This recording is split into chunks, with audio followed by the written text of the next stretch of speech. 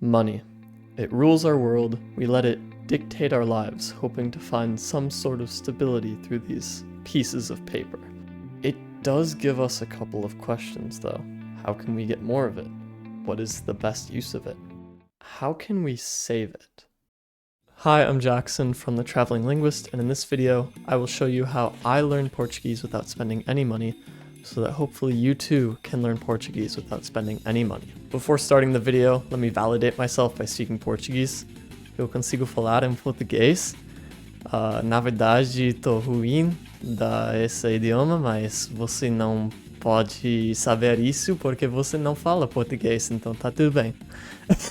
Brincadeira, eu sou conversacional. If that sounds good, then stick around to the end of the video, as I will show you exactly what I did to speak like that without spending any money. It all started on July 23rd, 2022. This is the day that I decided to learn Portuguese, and here's a picture of that night. And the reason I have a picture of this is because I stayed up until 4 o'clock in the morning, creating flashcards in Portuguese. And the funny thing is, these words weren't even common words, like you, I, with, and. They were colors, household objects, and things you just never normally bring up in everyday conversation. Overall, I think it was very helpful, but it is very important to choose the right words to study. It did me no good to learn the word garbage can because I never used it, except once, I think.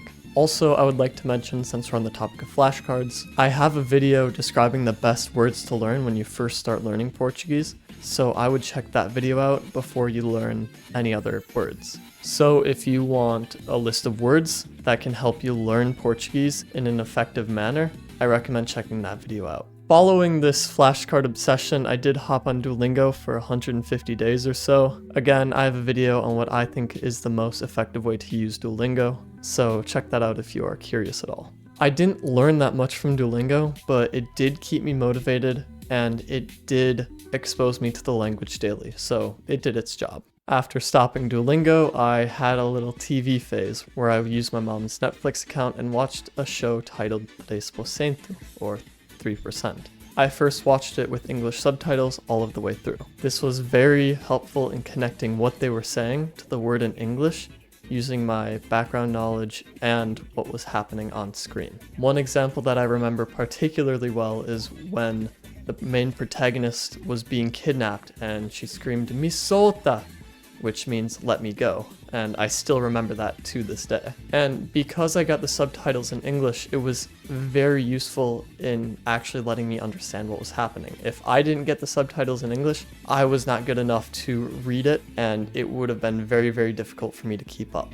And that's important because after finishing the show, I rewatched it with the subtitles in Portuguese. Again, it would have been incredibly difficult for me to understand what was happening, but because I had already watched it once, and I already knew the plot, it was much easier for me to understand what was happening and to take in input I could comprehend. The TV show never really went away, as the next show I watched was about cops and drug busts. If you know anything about these shows, they can get pretty intense, so this is the time where I learned a lot of gíria and palavrões, which is slang and swear words. Alongside this, I watched a lot of YouTube as well. So whenever I sat down to eat dinner, I would watch this YouTuber analyze chess games in Portuguese. Suffice to say, I now know all of the chess pieces in Portuguese along with a lot of chess lingo. Anyways, if you don't have Netflix, I recommend using YouTube instead, but if you do have Netflix, I recommend using Netflix. And the reason for doing this is so that you can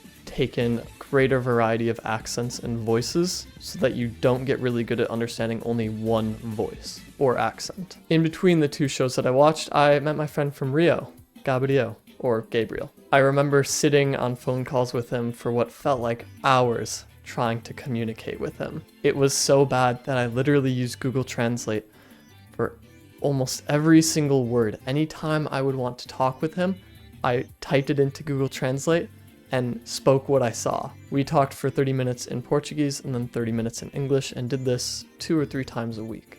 At the time, he did not know English, so it was really, really hard for me to talk with him in English, which effectively forced me to use Portuguese to communicate with him, which worked really, really well for me. And that also worked really, really well for him because I didn't know any of Portuguese, his native language, so he was forced to use English to converse with me.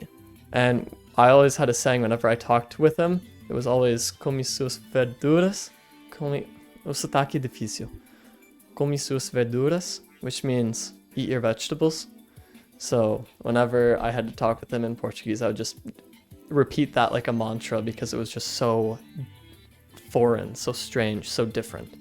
That being said, I do recommend finding somebody who doesn't speak English, because alongside this, you will also feel no pressure to drop into English. If the person you're practicing with already speaks English, then it's easy to slip back into English because it's very comfortable. But if they don't speak English, you can't do that, and it effectively forces you to learn Portuguese, which is ideal. I met him through a server titled Practice Your Language, but in order to meet people, I recommend using Tandem instead. It's not sponsored, by the way. I wish it was, because I would like to sponsor Tandem. But Tandem is just a language exchange app where you find people from Brazil, or Brazilians find you, and you guys try to exchange languages. So you would try to learn Portuguese and they would try to learn English, or whatever language you speak natively. There are so many Brazilians on that app, so if you do type in Portuguese as the language you want to learn, your DMs will get flooded, so don't say I didn't warn you. While I was studying using all of these methods, I was also talking with people in person. I was lucky enough to live in an area with a lot of Brazilians and free tutoring services, so I took advantage of the tutoring services for 2 semesters. We would normally meet once a week for about an hour, which was plenty because that in and of itself was exhausting. I also found a Brazilian club, so that was fun to hang out with them and get very drunk and practice Portuguese. Oddly enough, I found that being drunk helped me speak Portuguese better than when I was sober, but I really don't recommend using the strategy to speak better and to practice because alcohol is considered a carcinogen. I would stay away as much as you can from alcohol. There was also a community event where people would speak in Portuguese for an hour and a half every day on Thursdays. It was called bate-papo, which means chit-chat in Portuguese. So that was kind of cute. I thought those were especially challenging because people talk very quickly and there's also a variety of accents, but I thought it was super helpful. I thought it was so useful that I tried to do the same thing with Swahili, but there aren't a lot of Swahili learners in my community, so that never really got off the ground. While I was doing all of this, I had one more strategy that helped me practice speaking, and that was talking to myself. While I was in school, I literally talked with myself as I went to and from classes, which sounds a little strange, but it helped a lot. I think it really helped a lot. It's free. The only thing is you gotta be pretty confident in yourself because you kind of look like a fool. But other than that, it's great. I still do it, and I swear a lot in Portuguese too, which is really weird when somebody who speaks Portuguese is around me and I swear and they look at me. I'm like, oh, you understood that. My bad. But anyways, I think it's a great way to practice speaking. I highly recommend practicing speaking that way because it helps you put together words that you commonly see together, and it also helps you improve your accent. So far, I had been practicing speaking and listening, but my vocabulary and my grammar were still shit, quite poor. In order to fix this, I decided to start reading. Hopefully, reading would help improve my vocabulary, since everything is very formal in writing, and hopefully it would improve my vocabulary because books are usually quite a bit more verbose than spoken conversation is, unless you are very smart. But rarely do you find people who are more verbose than books. Anyways, so what I did is I got a library card and I rented out a book in Portuguese. It was a book titled As Valquírias by Paulo Coelho, who is very famous. He wrote The Alchemist, which prompted my friend to quit his software engineering job where he made $100K a year and start YouTube full-time. Anyways, over the course of 3 months, I read it for an hour a week, and it was so hard and so tiring.